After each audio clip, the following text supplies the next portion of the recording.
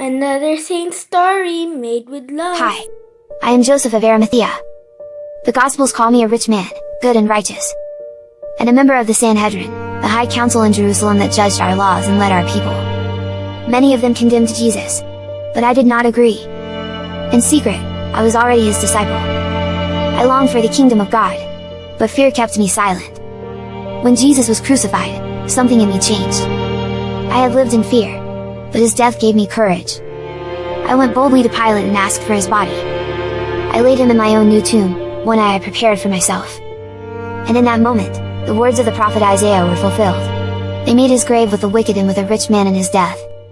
Through my small act of love, God's promise came true. What can you learn from me? That even the powerful and respected must become humble disciples. That fear may silence faith, but love brings it into the light. The church remembers me because I stood at the cross when so many had run away.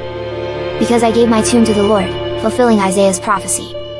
Because by my hands, Jesus was buried with dignity, and the truth of the creed was sealed. He suffered, died, and was buried. This is why the church honors me with remembrance. I did not bury the Lord alone. Nicodemus came with me, the teacher who once came to Jesus at night. Together, we wrapped his body in linen and laid him in the tomb. Joseph has told you his part. I was with him at the tomb. But my journey began earlier. Hi, I am Nicodemus. I was a Pharisee, one of the strict teachers of the law. People respected me as a Pharisee, and also a ruler of the Jews on the council. But even with all my learning, I was searching for more. One night, I went to Jesus in secret. I called him a teacher sent from God.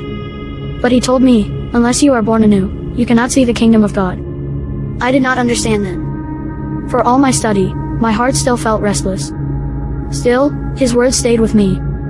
When the council argued about him, I spoke up. Does our law judge a man before hearing him? They mocked me for defending him. And I returned to the shadows. But when Jesus was crucified, I could no longer remain hidden. I brought myrrh and aloes, heavy spices fit for a king. Together with Joseph of Arimathea, I wrapped his body in clean linen and laid him in the tomb. In that moment, my heart was reborn, not by study or law, but by love and faith.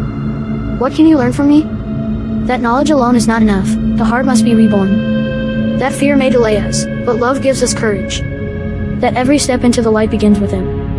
The church remembers me because I first sought Jesus in secret, but at his death I stood for him in the open.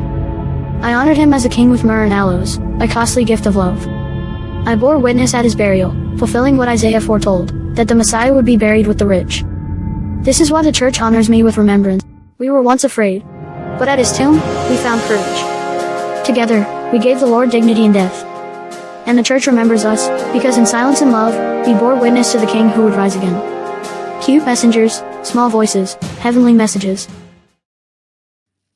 Thank you.